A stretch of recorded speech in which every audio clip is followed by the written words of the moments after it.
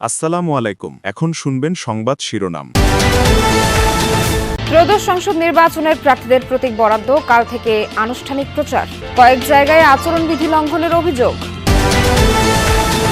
তারেক রহমানের সফর ঘিরে সিলেটে উৎসবের আমেজ। কাল আলিয়া মাদ্রাসা মাঠে সমাবেশের মধ্য দিয়ে শুরু করবেন নির্বাচনী প্রচার। কুমিল্লায় প্রকাশ্যে কিশোর গ্যাং ও সন্ত্রাসীদের অস্ত্রের মহড়া, জনমনে আতঙ্ক, নির্বাচনে নিরাপত্তা নিয়ে শঙ্কা। রংপুর মেডিকেলে ইন্টার্ন চিকিৎসকদের ধর্মঘটে সকাল থেকে রোগী ভোগান্তি, হামলাকারীদের গ্রেফতার ও নিরাপত্তা নিশ্চিতের দাবি আন্দোলনকারীদের। আসসালামু আলাইকুম। এতক্ষণ শুনছিলেন সংবাদ শিরোনাম, এখন শুনবেন বিস্তারিত। প্রতীক বরাদ্দ কার্যক্রমে দিনভর সরব ছিল সারা দেশের রিটার্নিং কর্মকর্তাদের কার্যালয়গুলো। সকাল থেকে শুরু হয় প্রার্থীদের মধ্যে প্রতীক বরাদ্দ। এর আগে প্রার্থী ও তাদের প্রতিনিধিদের আচরণবিধি মানা চলা সহ বিভিন্ন বিধিনিষেধ সম্পর্কে সচেতন করেন নির্বাচনী কর্মকর্তারা। কয়েক জায়গায় প্রতীক বরাদ্দ নিতে আসা প্রার্থী ও কর্মী সমর্থকদের বিরুদ্ধে উঠেছে আচরণবিধি লঙ্ঘনের অভিযোগ। সারা দেশে দিনভর উৎসবমুখর পরিবেশ। সকাল থেকে চলে ত্রয়োদশ জাতীয় সংসদ নির্বাচনে প্রার্থীদের মধ্যে প্রতীক বরাদ্দ। রিটার্নিং কর্মকর্তার কার্যালয়ে নিজ নিজ কর্মী সমর্থক ও প্রতিনিধিদের নিয়ে উপস্থিত হন বিভিন্ন দলের প্রার্থীরা। শুরুতেই তাদের আচরণবিধি মেনে চলা সহ বিভিন্ন বিধিনিষেধ সম্পর্কে সচেতন করেন নির্বাচনী কর্মকর্তারা।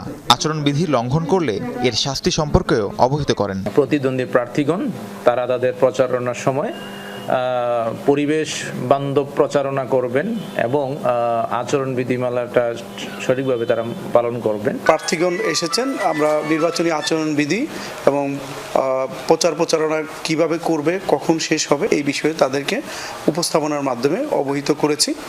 এরপর একে একে প্রার্থীদের প্রতীক বরাদ্দ দেওয়া হয়। দলীয় প্রার্থীরা নিজ নিজ দলের প্রতীক পান, আর স্বতন্ত্র প্রার্থীদের বরাদ্দ দেওয়া হয় তাদের আবেদনকৃত পছন্দের প্রতীক। এবারের নির্বাচনে 119টি প্রতীক থেকে বরাদ্দ পান প্রার্থীরা।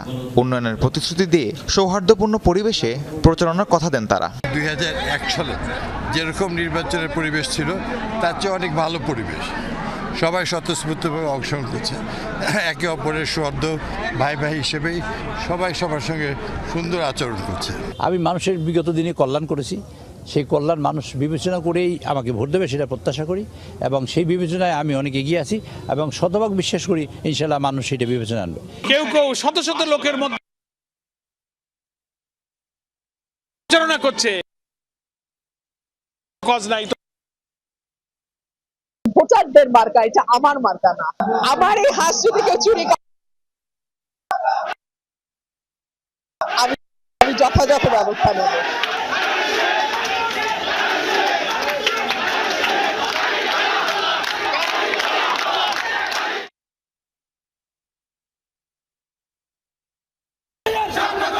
এদিকে প্রতীক বরাদ্দ কার্যক্রমেই আচরণবিধি লঙ্ঘনের ঘটনা ঘটেছে। কুমিল্লায় রিটার্নিং কর্মকর্তার কার্যালয়ের সামনে বিভিন্ন দলের প্রার্থীদের পক্ষে স্লোগান দিতে দেখা যায় কর্মী সমর্থকদের। এসব ঘটনা খতিয়ে দেখে ব্যবস্থা নেওয়ার কথা জানান নির্বাচনী কর্মকর্তা। বাইরে আমি শুনেছি যে এরকম কিছু সমর্থক তারা মিছিল বা অন্য কিছু করে থাকতে পারে, তবে যদি এরকম কিছু ভঙ্গ হয় তাহলে আমরা সেটা ব্যবস্থা নেব।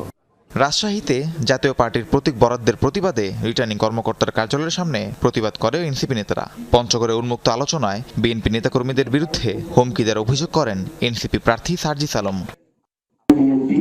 তাদের স্থানীয় পর্যায়ে কিছু নেতাকর্মী নির্বাচনের পরে দেখে নিব ভোটটা যদি অন্য জায়গায় যায়।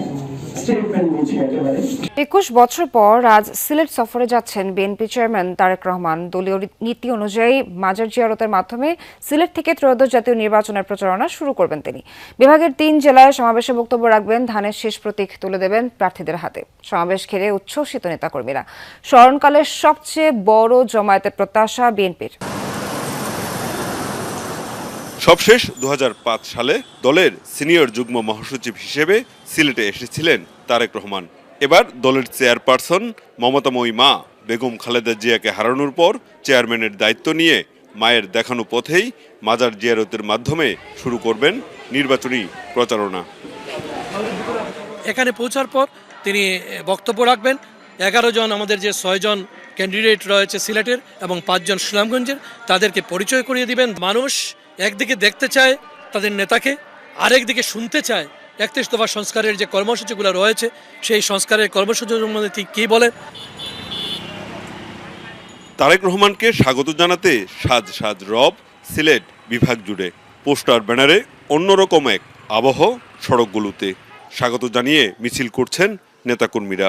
এ যেন বাঁধ ভাঙা উচ্ছ্বাস। আমাদের আত্মার আত্মীয়, উনি আমাদের সিলেটে আসতেছেন। স্বাভাবিকভাবে সিলেটবাসী, দক্ষিণ সুরমাবাসী তথা বিএনপি পরিবার আপম জনগণ অত্যন্ত খুশি। সিলেটবাসী মনে করে উনি পুরোই সিলেটি, এর জন্য উনার কাছে প্রত্যাশার কোনো শেষ নাই। জুবাই আলিয়া মাদ্রাসা মাঠে দেখতে পাবো, এটা হচ্ছে আমাদের বড় একটা স্বপ্ন পূরণ হতে চলেছে। সমাবেশস্থল আলিয়া মাদ্রাসা মাঠে চলছে শেষ মুহূর্তের প্রস্তুতি। সমাবেশের আগের রাতেই মাঠে জড়ো হবেন নেতাকর্মীরা। পুরো নগরী সমাবেশে পরিণত হবে বলে প্রত্যাশা বিএনপি নেতাদের। 17-18 বছর এই ধরনের স্বতঃস্ফূর্ততার মধ্যে তো কোনো কিছু হয় নাই। এবারে তো মানুষ কোনো বাধা বিপত্তি ছাড়াই মানুষ তার স্বতঃস্ফূর্তভাবে আসবে।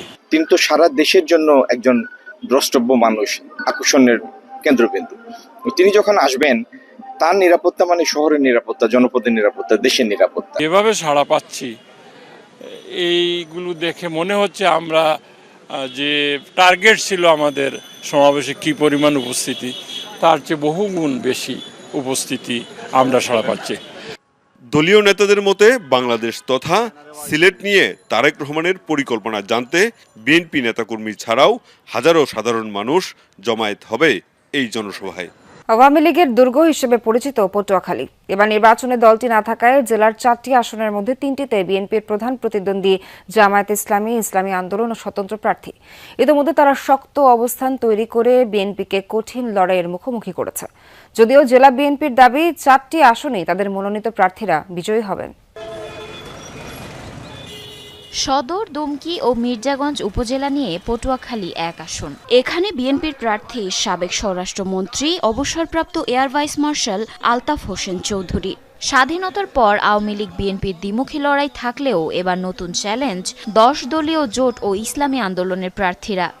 ন্যায় বিচার প্রতিষ্ঠা করা এবং যাদের বিগত দিনে ক্ষয়ক্ষতি হয়েছে তাদেরকে ক্ষতিপূরণ যতখানি সম্ভব আইনগতভাবে দেওয়া, এগুলোই তো আমার মেইন প্রায়োরিটি। পটুয়াখালী 2 আসনটি বরাবরই আওয়ামী লীগের শক্ত ঘাঁটি হিসেবে পরিচিত। তবে এবার দৃশ্যপট ভিন্ন।